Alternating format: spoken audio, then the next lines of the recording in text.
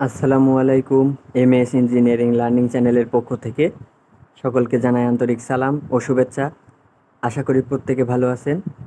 চলে আসলাম আমাদের আজকের ভিডিও নিয়ে ফান্ডামেন্টাল অফ ইলেকট্রিক সার্কিট বইয়ের এসি সার্কিটের প্র্যাকটিস প্রবলেম 11.13 ম্যাথটির সমাধান নিয়ে। ম্যাথটিতে দেখি কি দেওয়া আছে। ম্যাথটিতে চিত্রে 60 ohm resistor absorb and average power of 240 watt, অর্থাৎ এই 60 ওহম রেজিস্টরের যে অ্যাবজর্ব পাওয়ারটা অর্থাৎ যে এভারেজ পাওয়ারটা অ্যাবজর্ব করছে সেটার মান দেওয়া আছে 240 ওয়াট। এখান থেকে আমরা ভোল্টেজ বের করতে পারবো, সেখান থেকে কারেন্ট বের করতে পারবো। Fine V and the complex power, অর্থাৎ সার্কিটের টোটাল যে সাপ্লাই ভোল্টেজ সেই ভিটা বের করতে বলছে। Complex power of each branch, অর্থাৎ প্রত্যেক ব্রাঞ্চের কমপ্লেক্স পাওয়ার বের করতে বলছে। অফ দি সার্কিট, অর্থাৎ সার্কিটের প্রত্যেক ব্রাঞ্চের কমপ্লেক্স পাওয়ার বের করতে বলছে। এখানে কিন্তু আমরা তিনটা ব্রাঞ্চ দেখতে পাচ্ছি, এটা একটা ব্রাঞ্চ, এটা একটা ব্রাঞ্চ এবং এই যে 20 ওহম এটা কিন্তু আলাদা একটা branch. What is the overall complex power of the circuit, এবং সার্কিটের ওভারঅল কমপ্লেক্স পাওয়ারটা বের করতে বলছে। তো আমরা যদি এখানে তিনটা ব্রাঞ্চের কমপ্লেক্স পাওয়ার আলাদা আলাদাভাবে বের করি, পরবর্তীতে সেগুলো যোগ করে দিলে আমরা কিন্তু ওভারঅল কমপ্লেক্স পাওয়ার পেয়ে যাব। তো চলুন দেখে নিই আমরা কিভাবে ম্যাথটি সমাধান করতে পারি। তো ম্যাথটি সমাধান করার জন্য আমাদের প্রথমে, যেহেতু 60 ওহম যে রেজিস্টর, এই রেজিস্টরের যে এভারেজ পাওয়ারটা অ্যাবজর্ব করছে সেটির মান দেওয়া আছে। তো আমরা এখান থেকে শুরু করি।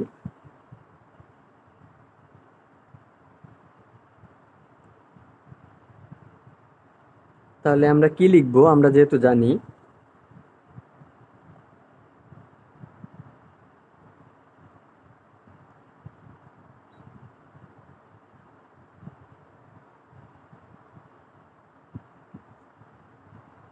এভারেজ পাওয়ারের সূত্র P average equals to V square by R, অর্থাৎ এটা কিন্তু এভারেজ পাওয়ারের সূত্র আমরা জানি। এখান থেকে পির মান জানি আমরা, আর এর মান জানি, তাহলে ভি এর মান পাওয়া যাবে। এই ভিটা কিন্তু এই যে 60 ওহম রেজিস্টরের আড়াআড়ি যে ভোল্টেজ সেটার মান। তাহলে আমরা এখন পি এভারেজের মান দেওয়া আছে 240 ওয়াট, তো 240 বসাই, ভি স্কোয়ার ডিভাইডেড বাই আর এর মান কিন্তু 60 ওহম দেওয়া আছে। তো আমরা এখানে 60 ওহম বসিয়ে দিই। তাহলে ভির মান কত হচ্ছে আমরা যদি ক্যালকুলেশন করি, ভির মান কিন্তু পেলাম 120 ভোল্ট। তাহলে আমরা কি পেলাম, এই যে 60 ওহম রেজিস্টরের আড়াআড়ি ভোল্টেজটা কিন্তু পেয়ে গেলাম। এটা কিন্তু এই টোটাল শাখার ভোল্টেজ না, জাস্ট এই 60 ওহম রেজিস্টরের আড়াআড়ি ভোল্টেজ। তো আমরা ভোল্টেজ পেয়ে গেলাম। এখান থেকে আমরা ভোল্টেজ জানি, পাওয়ার জানি, এখান থেকে কিন্তু আমরা কারেন্টটা বের করতে পারবো। কারেন্ট বের করার জন্য, যেহেতু এটা আলাদা আলাদা ব্রাঞ্চের কমপ্লেক্স পাওয়ার বের করতে বলছে, তো ধরে নিলাম এই ব্রাঞ্চের কারেন্ট I1, এই ব্রাঞ্চের কারেন্ট I2 এবং এই যে সার্কিটের টোটাল কারেন্টটা I। তাহলে আমরা যদি এখানে লক্ষ্য করি, এই যে টোটাল ব্রাঞ্চটা অর্থাৎ এই 60 ওহম এবং J20 ইন্ডাক্টরের যে ব্রাঞ্চটা, এখানে কিন্তু I1 কারেন্টই প্রবাহিত হচ্ছে।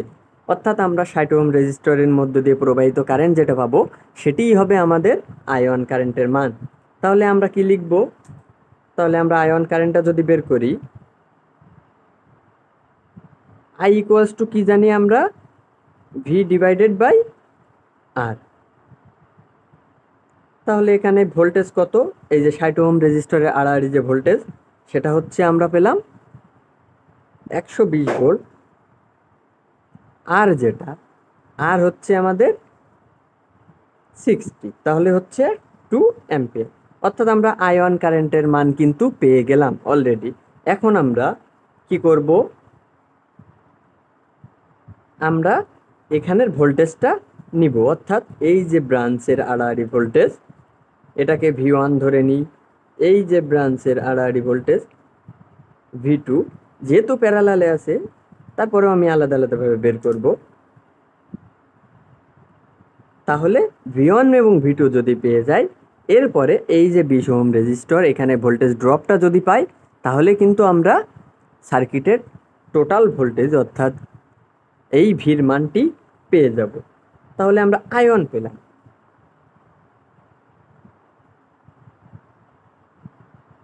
আবার আমরা যদি এখানে আবার একটু লক্ষ্য করি, আমাদের কিন্তু V1 V2 কোনো মান অর্থাৎ বের করার কোনো প্রয়োজন এখানে হচ্ছে না। তো আমরা সেটা পরবর্তীতে দেখব। আমরা এখন I1 যেহেতু পেয়ে গেছি, এখন আমরা I2 বের করব। অর্থাৎ এখন এই I2 ব্রাঞ্চের যে কারেন্ট, আমরা সার্কিটের টোটাল কারেন্টটা আগে বের করতে চাচ্ছি, যেহেতু আগে ভি বের করতে বলছে। তাহলে এখন I2 বের করব কিভাবে? নাও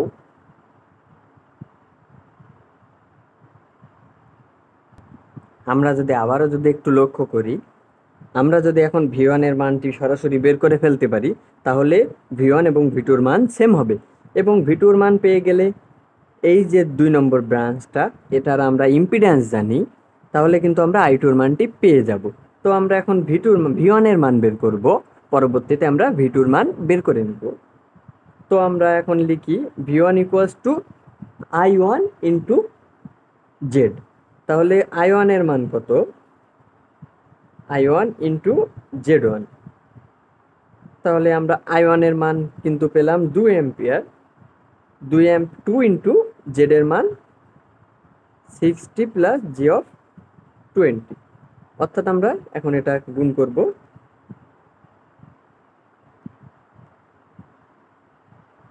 তাহলে পেলাম 120 প্লাস জি অফ 40 ভোল্ট।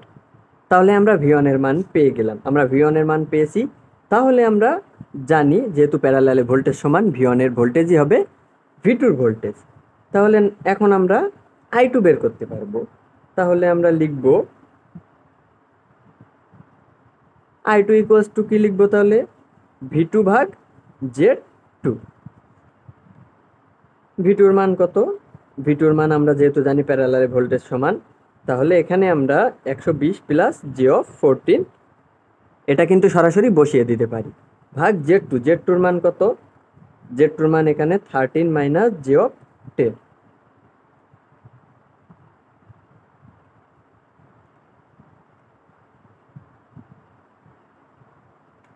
তাহলে I2 এর মান পেলাম 3.2 প্লাস জি অফ 2.4।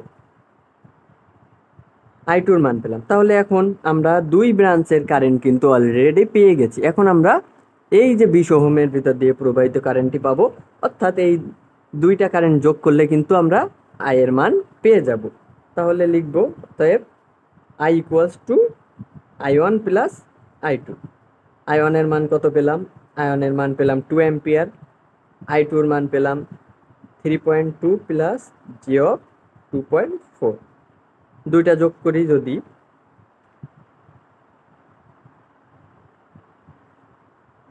তাহলে পেলাম 5.2 প্লাস জি অফ 2.4 অ্যাম্পিয়ার। অর্থাৎ সার্কিটের টোটাল কারেন্টটা কিন্তু আমরা পেয়ে গেছি অলরেডি। এখন আমরা কি করব? তাহলে এখন টোটাল ভোল্টেজটি প্রয়োজন। তাহলে আমরা যদি টোটাল ইম্পিডেন্স পাই, তাহলে V ইকুয়ালস টু IZ, এই সূত্র ইউজ করে আমরা ভোল্টেজের মানটি পেয়ে যাব। তাহলে এখন আমরা ইম্পিডেন্স বের করব। টোটাল ইম্পিডেন্স আমরা দেখতে পাচ্ছি এই 2টা শাখা প্যারালালে রয়েছে এবং তার সাথে 20 ওহম রেজিস্টরটি সিরিজে সংযুক্ত আছে। তো আমরা সেটা এখানে লিখব।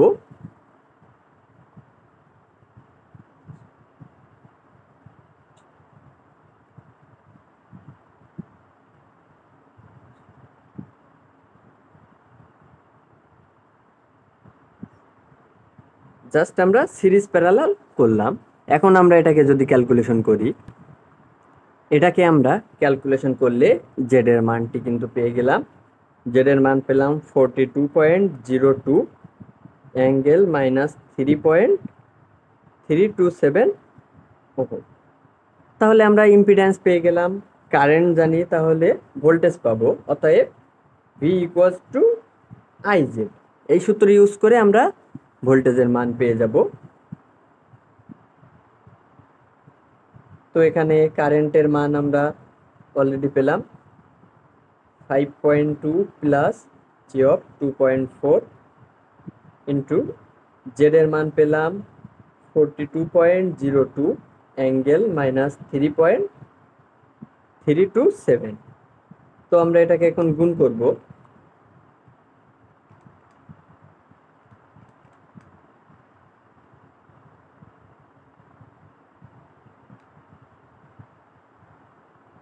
টোটাল ভোল্টেজ পেলাম 240.66 অ্যাঙ্গেল 21.45 ভোল্ট। অর্থাৎ আমাদের টোটাল এই যে ভিটা বের করতে বলছে, এই ভির মানটা কিন্তু পাওয়া হয়ে গেছে। এখন আবার কি করব, complex power of each branch, অর্থাৎ সার্কিটের প্রত্যেক ব্রাঞ্চের কমপ্লেক্স পাওয়ারটা বের করতে বলছে। তো আমরা আলাদা আলাদাভাবে, যেহেতু কারেন্ট জানি, সেহেতু আলাদা আলাদাভাবে কমপ্লেক্স পাওয়ারটা বের করব। এখন আমাদের কমপ্লেক্স পাওয়ার বের করতে বলছে। তো কমপ্লেক্স পাওয়ারের জন্য আমরা প্রতিটা ব্রাঞ্চের আলাদা আলাদা কমপ্লেক্স পাওয়ার বের করব। তো আমরা প্রথমে এই যে 20 ওহম রেজিস্টর যেটা আছে এটার কমপ্লেক্স পাওয়ার বের করব। তো আমরা এখানে কমপ্লেক্স পাওয়ার P = V²/R, এই সূত্র দিয়ে আমরা এই যে 20 ওহমের কমপ্লেক্স পাওয়ারটা বের করতে পারবো। তো এর জন্য আমাদের 20 ওহমের যে ভোল্টেজ সেটা প্রয়োজন। তো আমরা কিভাবে 20 ওহমের ভোল্টেজটা বের করতে পারি?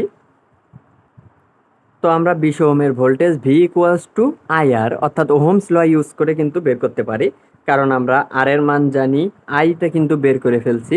তো ওখান থেকে আমরা আগে 20 ওহমের ভোল্টেজটি বের করব। তাহলে তো V20 = IR, আই এর মান কিন্তু আমরা এখানে পেলাম 5.2 প্লাস G অফ 2.4 ইন্টু আর এর মান কিন্তু 20, সরাসরি বসিয়ে দিলাম। এটাকে যদি ক্যালকুলেশন করি, 5.2 plus 2.4 I into 20,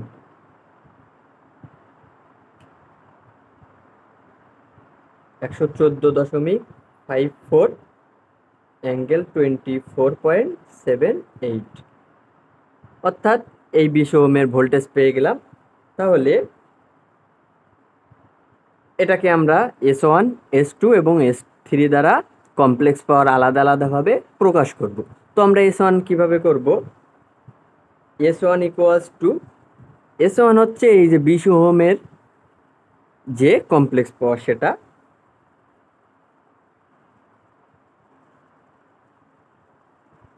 V20² / R, অর্থাৎ V²/R, এটা দ্বারা আমরা বের করতে পারবো। তো আমরা যে ভোল্টেজ পেলাম এটার মান বসিয়ে দিব, 114.54 স্কোয়ার/R এর মান কিন্তু 20 ওহম, এই 20 ওহম দিয়ে দিলাম। তাহলে এটাকে যদি ক্যালকুলেশন করি, 655.97 VA, অর্থাৎ আমরা S1, অর্থাৎ এই যে 20 ওহম রেজিস্টরের যে ব্রাঞ্চটা, সেটার কিন্তু কমপ্লেক্স পাওয়ার পেয়ে গেলাম। এখন এই যে দুইটা ব্রাঞ্চের আলাদা আলাদা কমপ্লেক্স পাওয়ার বের করব। তাহলে এখন আমরা এই যে ব্রাঞ্চ, অর্থাৎ এই যে 13 ওহম মাইনাস J অফ 10, এই যে I2 যে কারেন্টটা, এই ব্রাঞ্চের কমপ্লেক্স পাওয়ার বের করব। তাহলে S2 = আমরা কি জানি, V2 I2 কনজুগেট। এটা কিন্তু আমরা আগেই করে ফেলছি কমপ্লেক্স পাওয়ারের ফর্মুলা। V2 আমরা কিন্তু পেলাম, যেহেতু V1 আর V2 সেম, তাহলে V2 এর মান 120 plus J of 40 into I2 যে মান, I2 মান পেলাম, এখানে আমরা অ্যাঙ্গেলে নিয়ে নিই I2 মানটা, তাহলে সুবিধা হবে।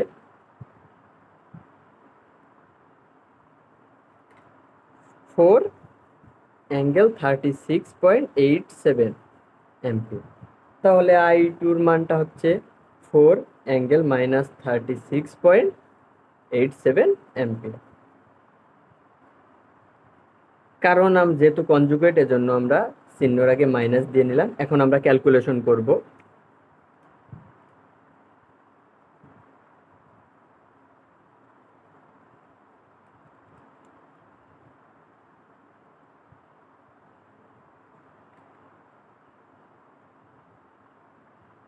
$505.96 অ্যাঙ্গেল মাইনাস 18.43 এত ভিএ। অর্থাৎ আমরা I2 যে শাখা, এই শাখার কমপ্লেক্স পাওয়ারটা পেয়ে গেলাম। তাহলে আমাদের এখন I1 শাখার কমপ্লেক্স পাওয়ারটা প্রয়োজন। তাহলে অতএব S3 ধরলাম, এই শাখার কমপ্লেক্স পাওয়ার S3, তাহলে V1 I1 কনজুগেট। তো এখানের ভোল্টেজ আমরা জানি 120 প্লাস G14 ইন্টু I1 এর মান জানি 2 অ্যাম্পিয়ার। তাহলে আমরা লিখব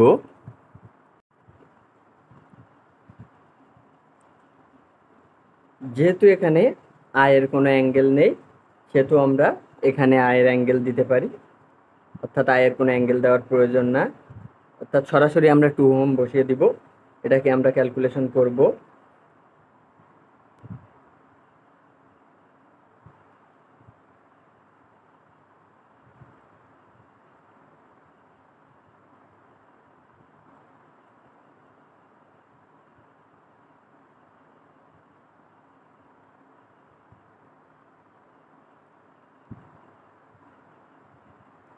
আমরা কিন্তু সকল ব্রাঞ্চের আলাদা আলাদা কমপ্লেক্স পাওয়ার বের করলাম। এখন আমাদের বলছে what is the overall complex power of the circuit, অর্থাৎ সার্কিটের ওভারঅল কমপ্লেক্স পাওয়ারটা বের করতে হবে। অতএব তাহলে আমরা এই কমপ্লেক্স পাওয়ার তিনটা যোগ করলে কিন্তু ওভারঅল কমপ্লেক্স পাওয়ার পেয়ে যাব।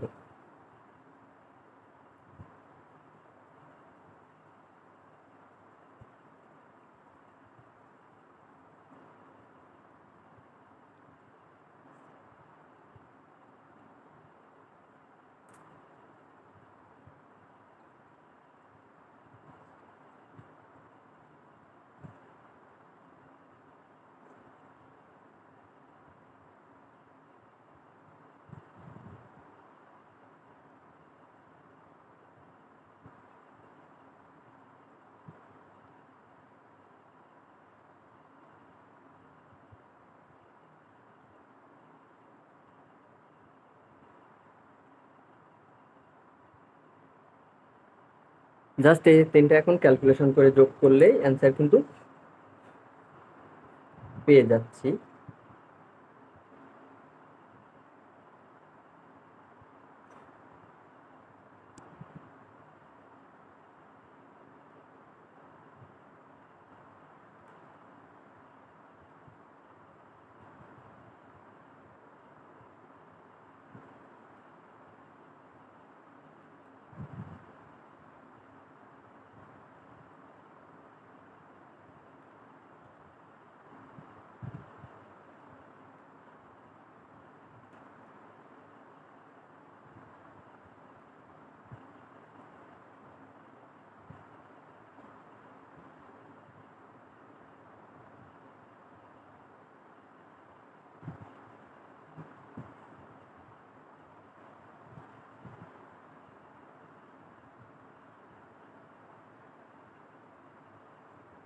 এটাকে যদি আমরা রেক্ট্যাঙ্গুলার ফর্মে রাখি তাহলে পেলাম 1375.98 মাইনাস জে অফ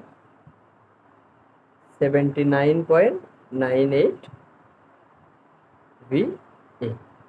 অর্থাৎ আমরা সার্কিটের কমপ্লেক্স পাওয়ার কিন্তু পেয়ে গেলাম। ম্যাথটি যদিও একটু বড়, তারপরেও কিন্তু ম্যাথটি সহজ, অনেকটা সহজ নিয়মে আমি ম্যাথটি করার চেষ্টা করছি। আশা করি ম্যাথটি সকলে বুঝতে পারছেন। এরপরেও যদি কারো কোথাও বুঝতে অসুবিধা থাকে অবশ্যই কমেন্ট করবেন। ভিডিওটি ভালো লাগলে শেয়ার করবেন। ধন্যবাদ সবাইকে।